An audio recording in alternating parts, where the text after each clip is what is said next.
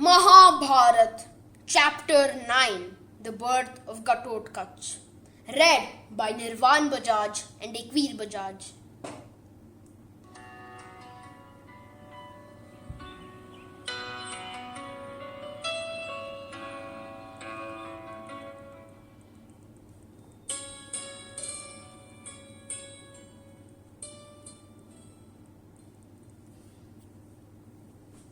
Mahabharata, Chapter 9, The Birth of Ghatotkacha. Ved Vyasa's epic on the Bharat race was first recited in public by his disciple Vaishampayan at the behest of the ageless seer Vyasa himself. The recital took place in the august presence of King Janamjay, great-grandson of the grandson of Vyasa, and the many learned sages who had assembled for Janamjay's Sarpasatra. The 8th session of our rendering of Vaishampayan's recital of Vyasa's Mahabharata described of how Pandavas and their mother, Kunti, escaped from the fiery end at Varanavata, planned for them by their cousin and rival, Duryodhana. It ended with Bhima watching over his sleeping mother and brothers in a forest on the opposite bank of the Ganga. Vaishampayan then continued. On a tree, not far from where the Pandavas and Kunti lay asleep, dwelt a huge Rakshas named Hidimba, who ate human flesh. Famished, he was longing for food when he scented man. He shook himself up, ran his fingers through his dry locks and looked around, and he beheld the sons of Pandu asleep on the ground. And he said to his sister, I have chanced upon man, my favorite food after a long time. It makes my mouth water. With my 8 sharp pointed teeth, I shall dig into soft human flesh, seizing the throat and piercing the veins. I shall have my flesh fill of flesh, frothy human blood. Go, kill them and bring them to me. Fear not. Carry out my orders and let us feast on those sleeping trespassers. And after the rich repast, we shall dance to diverse beasts. At the bidding of her brother, the Rakshasi, Hidimba, went to Monarch, and she beheld the sleeping sons of Pandu and their mother, guarded by the invincible Bhima. And beholding Bhima, the Rakshasi fell in love with him, and she said to herself, This person of mighty arms and radiant hue, of leonine shoulders and shapely neck, is fit to be my husband. Once slain, he will yield some momentary pleasure. If he lives, enduring pleasures will be mine. I shall not obey the cruel command of my brother. A woman's love for her husband far exceeds that for her brother. Then, O monarch, the Rakshasi assumed a fine human form decked with ornaments, and, advancing towards Bhima, asked him with a smiling face, O mighty one, who are you? From where have you come to this forest, which is the realm of the Rakshas, Hidimba? Me, my brother, has sent me here with the evil intent of eating you for his meal. But let me confess that beholding your celestial splendor, I would have none but you as his husband. I am smitten by the shafts of Kamadev, now that you know it, to do what is proper. Make me yours, O man of rugged might, and I shall safeguard you from the cannibal Rakshas. I can travel at will through the skies. As husband and wife, we shall live in the secret caverns of huge mountain ranges. Listening to these words, Bhima said, Would a man like me abandon his sleeping mother and brothers? Would he, smitten with lust, leave them to be a meal for the Rakshas? Hidimba replied, Wake them up. I shall save all of you from the Rakshas. Bhima then said, I will not awaken my mother and brothers from their peaceful sleep, for fear of your brother. O delicate one, no Rakshas can face the force of my might, neither can men, Gandharvas or Yakshas. You may stay or leave as you please, or you may send your cannibal brother here. It is all the same to me. Meanwhile, noting that his sister had not returned, Hidimba alighted from the tree and proceeded to the spot where the Pandavas were. Hidimba saw the brother approaching and in alarm said to Bhima, "Here comes the wicked cannibal. Do as I tell you. Awaken your mother and brothers. Bearing you on my body, I shall carry you away through the skies." Bhima then said, "Cast off your fears. This Rakshas is nothing before me. The very Rakshas horde is no match for me. Now, even as you watch, I shall slay this one here. Behold these arms of mine, powerful like the trunk of an elephant. Behold these thighs, hard like iron maces. And this robust chest. Today you shall witness my prowess, which is similar to Indra's. Do not disdain me as a mere human being." Hidimba replied, "O brave one, I do not disdain you. You are like one among the Devas, but I have seen the predominance of Rakshasas over men." When, O monarch, the raging Rakshas saw his sister in human form, bejeweled her and draped in fine garments, and heard the words she exchanged with Bhima, rolling his eyes in exceeding fury, he roared, "Are you gone so imbecile that you are not afraid of my anger? Fie on you! Your desire for a human being is a stain on the honor of the Rakshas. I shall slay you and also those for whom you have slighted me." And Hidimba, of bloodshot eyes, gnashed his teeth and ran towards her to kill her. And Bhima, beholding the charging Rakshas, cried, "Stop you, O wicked wretch! You shall not harm a woman in my presence. Come and fight with me. Do not slay the woman, especially when the culprit is someone else.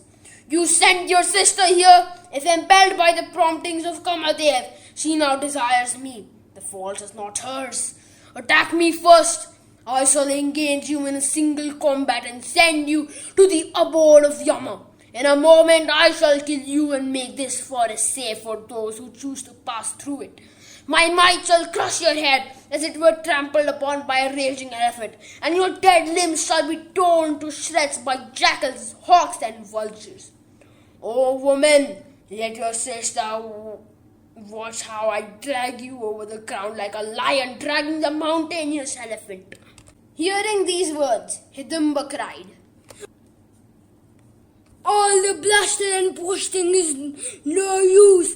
Prove it in action, and without any delay. You consider yourself to be strong and brave. You shall learn the truth in combat with me. Till then, I will not kill the others.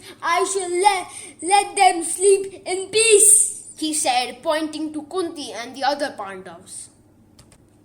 "I shall kill you, the foul-mouthed one, first, and after drinking your blood, I will kill them too. And then last of all, the sister of mine who has gone against me." And then the Rakshas, raising his arms in wrath, rushed forth towards Bhima.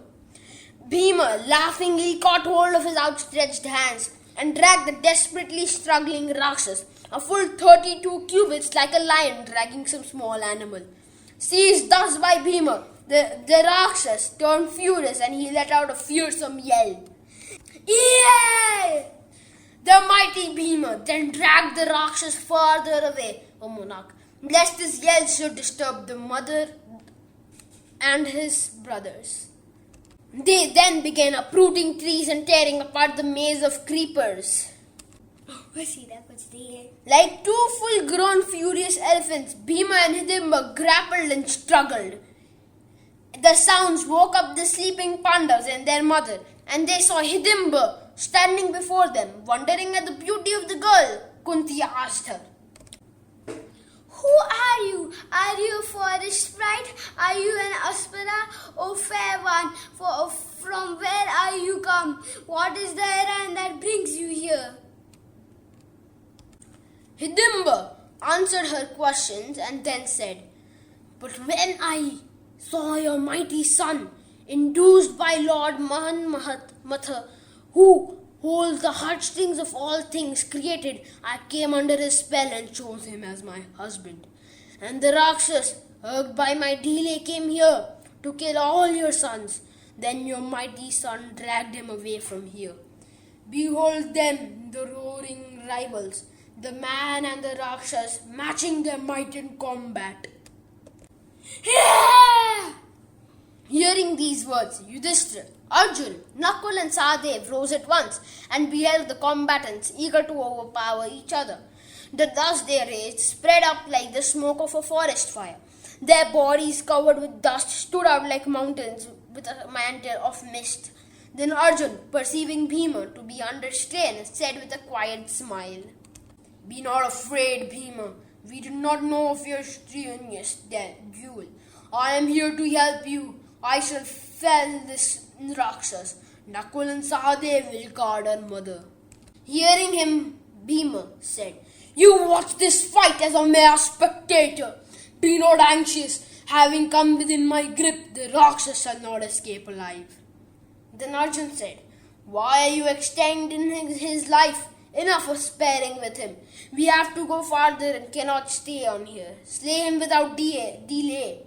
The east is aglow with the red of dawn, and soon the morning twilight will set in.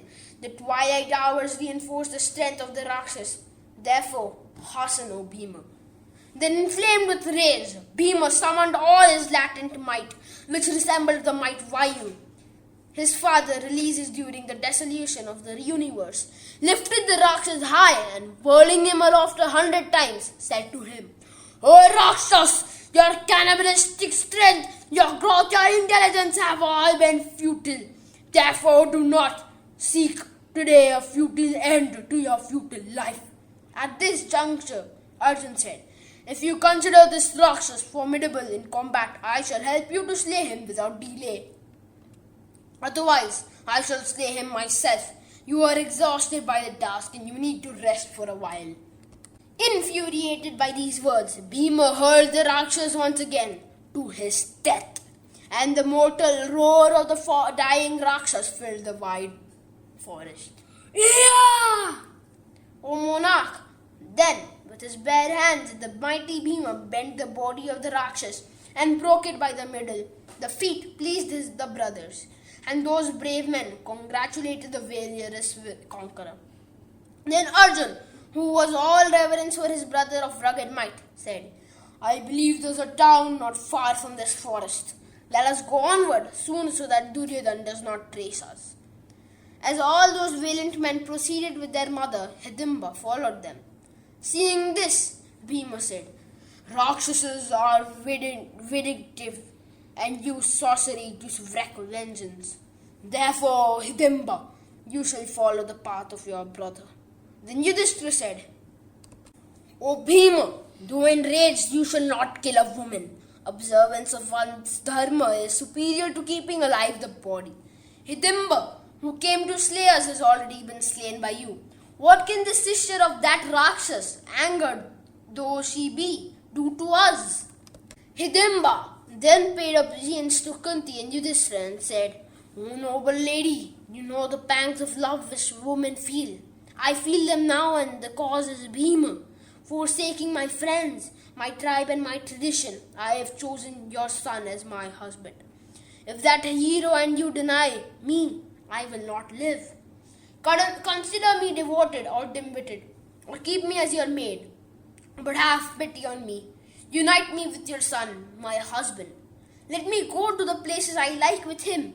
Believe me, I shall bring him back to you. Whenever you think of me, I shall come to you and transport you as you wish. I shall carry you on my back across all obstacles when you wish to hasten to your destination. Be gracious to me and persuade Bhima to accept. One who treads the right path of righteousness shall seek the means of preserving one's life in times of distress. Virtue lies in sustaining life. Therefore, no action, if in the cause of virtue, is said to be censured. Then Yudhishthira said, What you say is proper beyond doubt, but you must be true to your words. During the day, after Bhima has concluded his ablution, prayers and ritual offerings, you may attend on him and take pleasure in his company.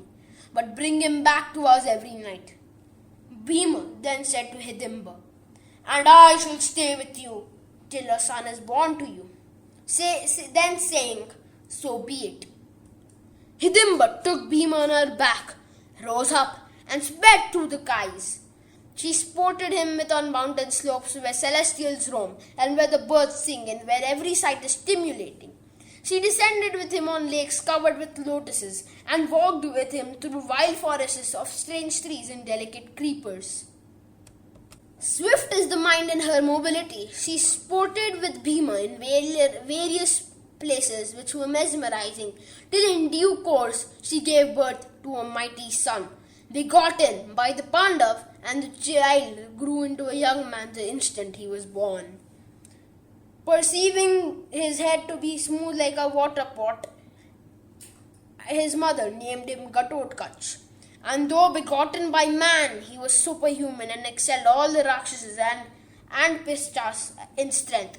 The mighty son soon mastered the secrets of wielding weapons of all kinds, and Gatotkach, who was full of love for the Pandavas, won their affection and came to be counted one of them. Then Hidimba said, "The term of my stay with my husband has run out."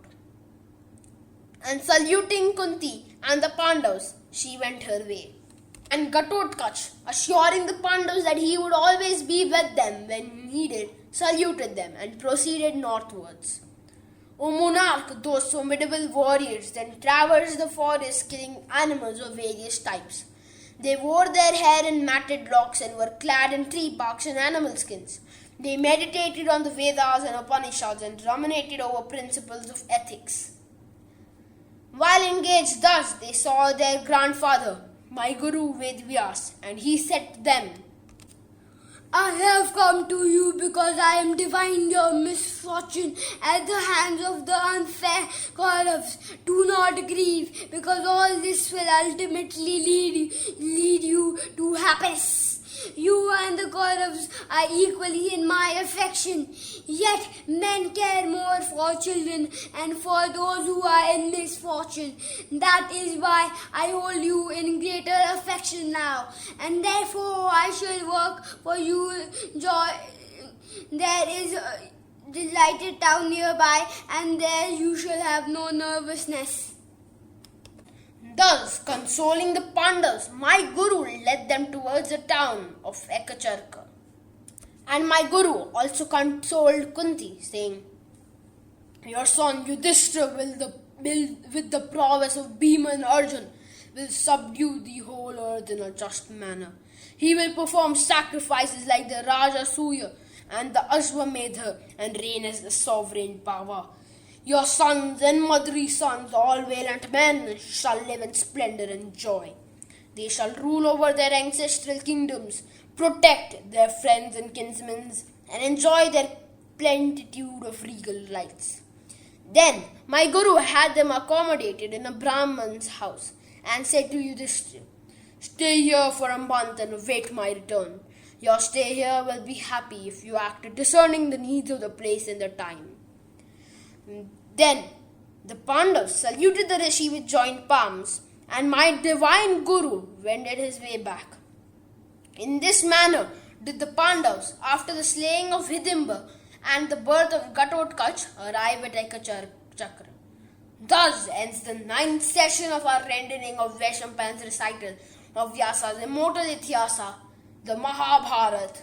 Stay tuned for the next chapter, which is called The Pandavas at Ekachakra.